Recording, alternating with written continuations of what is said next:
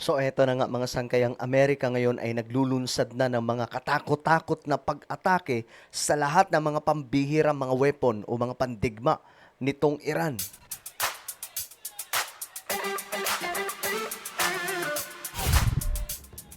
So akala ko mga sangkay, titigil na po ang digmaan ngayong wala na po ang leader ng Iran, pero hindi pa pala ito tapos. At actually mga sangkay, tatagal pa po ito. Kasi nga po, um, ngayon may balita na yung Amerika nagsasagawa na po ng mga malalakas na pag-atake. Kasi wala na mga sangkay, hindi na po sila makapag-ano ngayon yung Iran, no? Makaposisyon na maayos. Do mayroon pa rin po silang puwersa. Pero mga sangkay, wala na pong sistema silang nasusunod ngayon dahil sila ngayon ay nagdadalamhati sa pagpanaw ng kanilang supreme leader. Ngayon mga sangkay, eto pa.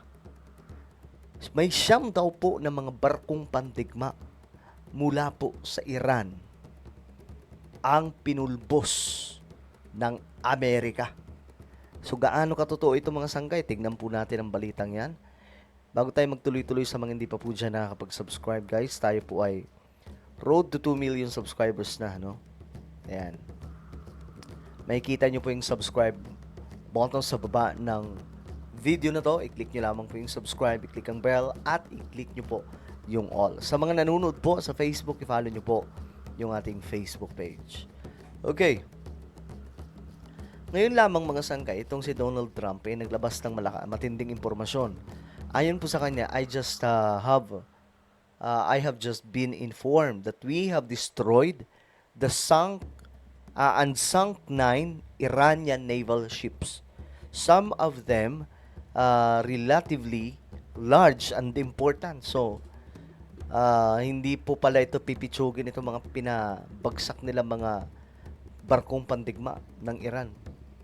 Mga malalakas po ito mga sangkay. Ayan po, we are going. Ito matindi. Pinalubog na po nila. Ano to? Mga sangkay, malaking problema to ngayon ng Iran kasi siyam po yan na Iranian naval ships, mga barkong pandigma. Pinalubog. So sabi ito, they will soon be floating at the bottom of the sea. So, yan po mga sangkay. Also, in a different attack, we largely destroyed their naval headquarters. Other than that, their navy is doing very well.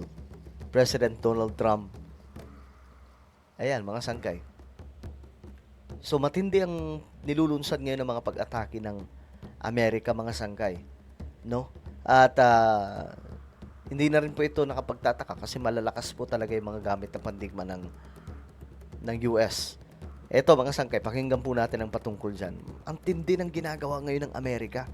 Kasi maliban sa pumano na nga po yung supreme leader ng Iran, pupuruhan pa po sila.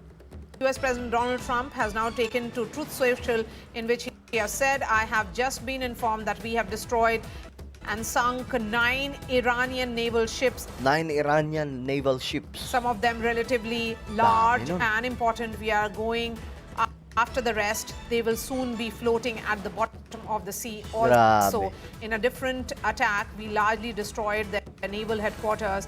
Others than that, their navy is doing very well. So now Donald Trump saying that the naval ships of Iran have now been destroyed. Let me bring in Liv Aran, former coordinator of Israel-India Parliamentary Friendship. He's joining us. He's also a columnist. Liv Aran, how are you looking at these developments, the claim that has been made by Donald Trump Grabe, no?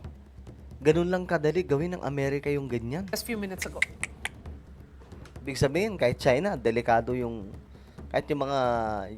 kahit malakas po yung China ngayon, delikado pa rin sila sa Amerika, no? Kasi may mga gamit po yung Amerika na hindi po alam ng buong mundo eh. Donald Trump is not a very predictable person, so whatever he says, he can say vice versa in 1 hour or 2 hours. I think. Okay, eto pa mga sangkay. Ito yung nakapagtataka. Kasi, bakit ang mga tao sa Iran nagpapasalamat po sa Amerika at Israel samantalang sila ang nilusog? Pakinggan po natin to mga sangkay.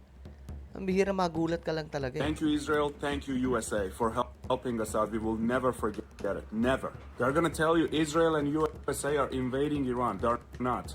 They answered to Iranian people's call for help. And yes, we love Israel, we love USA, and that's just the way it is. Take it or leave it. Ayan, mga sangkay.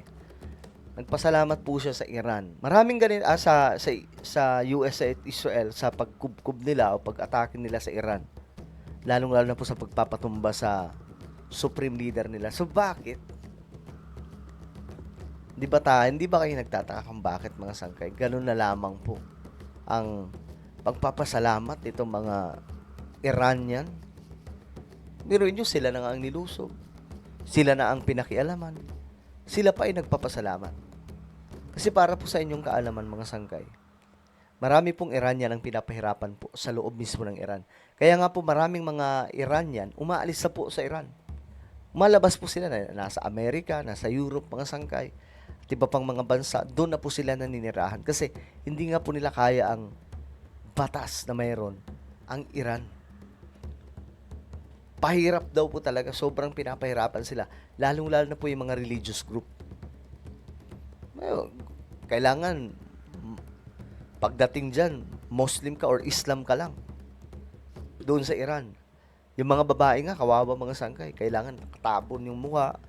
Kapag nagkamali ka, ipapatumba ka. So ngayon, mga sangkay, hindi na po nakapagtataka na itong mga taong to nagpapasalamat sa Israel at USA. At ito ang sinabi ni Donald Trump na matindi, mga sangkay. Tingnan po ninyo. Kasi, itong, ayan, mga sangkay, sabi po niya dito, kasi ang Iran nagbabala. Sabi ng Iran, makakatikim ang Amerika. Sila daw po ay, kumbaga, gumawa sila ng kalokohan sa Iran. Patitikimin daw din po ng Iran ng matinding ganti ng hagupit, mga sangkay, ang Amerika at Israel. Ngayon, mga sangkay, ito ang reply ng presidente ng Amerika. Iran just stated that they are going to hit very hard today. Harder than they have ever been hit before. Sabi ni Trump, they better not do that. Mas maganda kung hindi nila gagawin. However, because if they do, we will hit them with a force that has never been seen before. Mararanasan po nila, mga sangkay. Sabi ni Donald Trump, kung gagawin nyo yan, nagaganti kayo. Lulusob kayo sa amin. Then, sige. However, if they do that, sabi ni Trump, patatamaan nila ng mga matitinding pag-atake na hindi pa po nararanasan at hindi po nakita ng tao sa mundo. So, ayan, mga sangkay. No? Ngayon, ang nangyayari, akala ko nga wala nang gagawin, pero yung pala, dire-diretso pala ito. No, marami pong, ang goal ngayon ng Amerika, mapabagsak lahat ng mga pandigma ng Iran. After niyan, ayusin na daw pang gobyerno ng Iran. Grabe itong nangyayari ngayon, mga sangkay. Alam nyo, kapag nagtagal pa to, baka umabot tayo sa World War III. Well, ano po ang inyong opinion? Comment down below. Meron po tayong YouTube channel. Ito po ay Sangkay Revelation. Hanapin nyo po ito sa YouTube ngayon din. Kapag nakita nyo na, i-click nyo po yung subscribe, i-click ang bell, at i-click nyo po yung all. Ako na po yung magpapaalam. Mag-iingat pong lahat. God bless everyone.